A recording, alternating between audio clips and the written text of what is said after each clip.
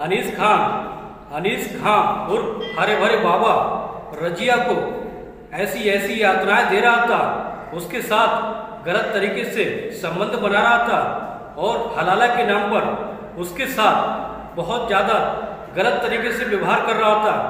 रजिया जो होती है उससे बहुत ज़्यादा तंग आ जाती है और उसका विरोध करने लगती है। जैसे ही वो उसका विरोध करती है तो वो मौलाना हरे भरे बाबा उसके साथ और बुरी तरीके से संबंध बनाता और इस तरह से वो दर्द से चीखने लगती है और उसको उस पर रहम नहीं आ रहा था। तो दोस्तों, कौन था जी हरे भरे बाबा के ऊपर? उस हरे भरे बाबा को कोई तरस नहीं आ रहा था। उसके साथ रात भर अप्राकृतिक तरीके से संबंध बनाता है और सुबह होते ही उसे पति के पास छोड़ देता है रजिया को और फिर उसको तलाक दे देता है। दोस्तों, कौन था हरा भरा बाबा? और ये हलाला के नाम पर ऐसे कई लड़कियों के साथ गलत व्यवहार करता था, उनके साथ शारीरिक संबंध बनाता था। आपने हमारे चैनल को सब्सक्राइब नहीं किया तो सब्सक्राइब कर ले ताकि जो हमारा मोटिवेशन है तो बना रहे। तो दोस्तों, अब कहानी पर आते हैं। दोस्तों, एक उत्तर प्रदेश का एक जिला है उन्नाव का एक गांव पड़ता है रग्गू खेड़ा में एक बुजुर्ग आदमी थे जिनका नाम होता है अहमद के 4 बेटे थे। सबसे बड़े बेटे का नाम नफीस होता है। नफीस जो होते हैं, इनका कारोबार जो होता है गैराज का कारोबार होता है। इनके यहाँ ट्रैक्टर रिपेयरिंग और सर्विस का बहुत अच्छा काम होता है। इस तरह से बेटों में सबसे बड़ा बेटा नफीस होता है। तो दोस्तों, अहमद जो होते हैं उन्हें अपने बड़े बेटे की शादी की चिंता होने लगती है और वो इस तरह से अपने बेटी की शादी के लिए जगह जगह रिश्ते भिजवाने लगते हैं। तो दोस्तों, उनके यहाँ एक दिन कोई दूर के रिश्तेदार आते हैं और कहते हैं कि ये तुम्हारे बेटे के लिए बहुत ही अच्छा रिश्ता है, क्यों ना हो तुम इस रिश्ते को चलकर देख लो और अपनी शादी पक्की कर लो। तो दोस्तों, ये बात जो थी 5 नवंबर 2012 की बात होती है। नफीस खान दोस्तों फिर अहमद जो होते हैं वो अपने बेटे की शादी के लिए रिश्ता ढूंढने के लिए लाल कुआं पास के ही एक शहर लाल कुआं में पहुंच जाते हैं। उस लड़की को देखने जाते हैं। उस लड़की का नाम नूर बानो होता है। नूर बानो देखने में बहुत ही ज़्यादा खूबसूरत होती हैं और अच्छे परिवार की होती है। इस तरह से अहमद जो होते हैं अपने बेटे की शादी उससे पक्की कर लेते हैं और इस तरह से दोस्तों फिर दोनों अहमद और नूर बानो एक दूसरे को पसंद आ जाते हैं। फिर उनकी जो शादी होती है 12 अक्टूबर 2013 में उनकी शादी बड़े धूमधाम से करा दी जाती है और इस तरह से नफीस जो होते हैं वो नूर बानो से बहुत खुश रहते हैं कि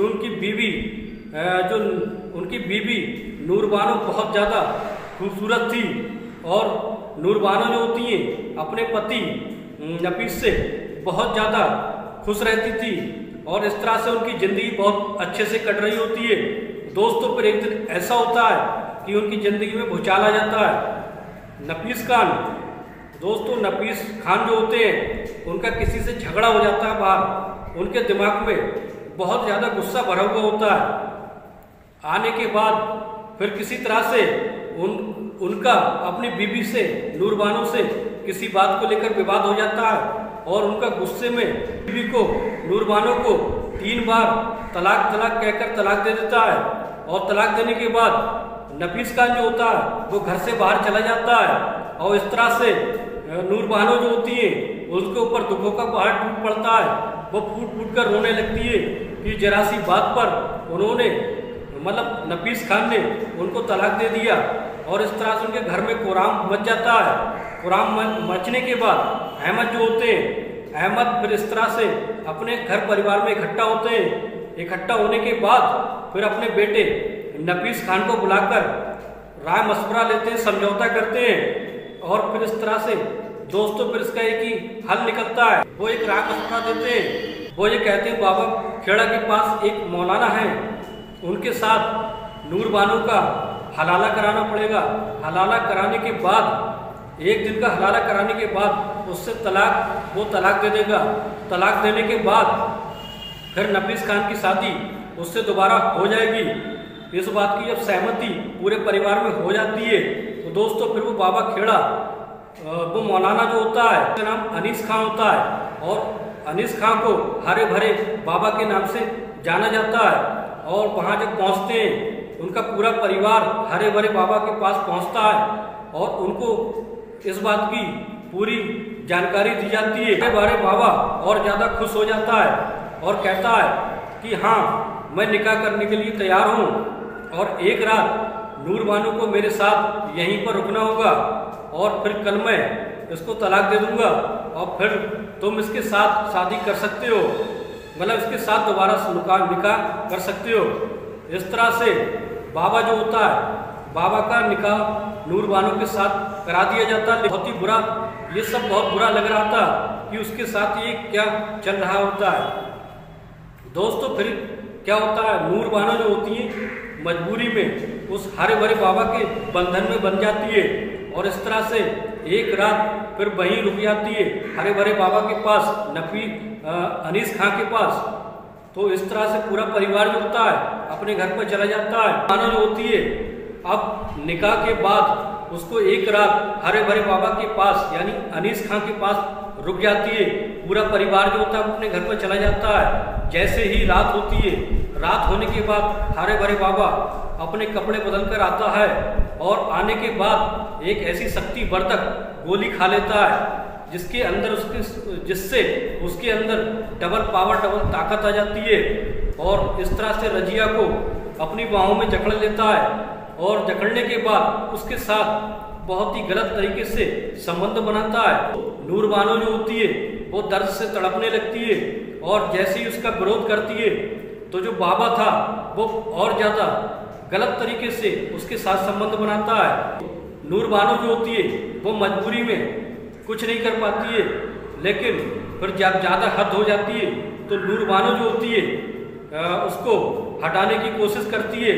लेकिन फिर पूरी रात जो हरे भरे बाबा अनीस खां होता है वो पूरी रात उसके साथ संबंध बनाता है और जब थक हार के सो जाता है, सोने के बाद जैसी सुबह होती है के बाद नफीस खां आता है और उसके साथ बहुत सारे लोग आते हैं और कहते हैं उस मौलाना से, अनीस खां और हरे भरे बाबा से कहते हैं कि अब तुमने एक रात इसके साथ हलाला कर लिया, अब तुम इसको तलाक दे दो ताकि मैं इससे दोबारा शादी कर सकूं, दोबारा निकाह कर लूं। लेकिन हरे भरे बाबा अनीस खां की नीयत थी खराब हो चुकी थी।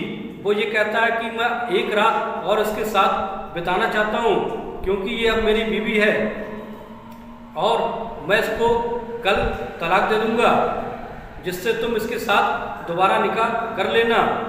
जब नफीस खां ये बात सुनता है तो उसका खून खौल उठता है और कहता है ये तुम कैसी बात कर रहे हो, एक रात तुमने हलाला इसके साथ कर लिया, अब तुम्हें इसको तलाक दे देना चाहिए। ये बात अनीस खां कहता है कि नहीं, मैं एक रात और इसके साथ बिताना चाहता हूँ, ये मुझे बहुत अच्छी लग रही है, ये बहुत अच्छी है, मुझे पसंद आ गई है।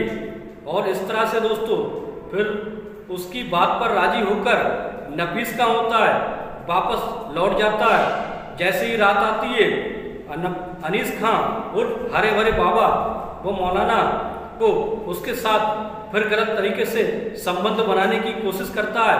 एक बार जब संबंध बन जाता है फिर नूर बानो के साथ फिर दोबारा यही व्यवहार करता है, लेकिन नूर बानो को अब ये बर्दाश्त नहीं था।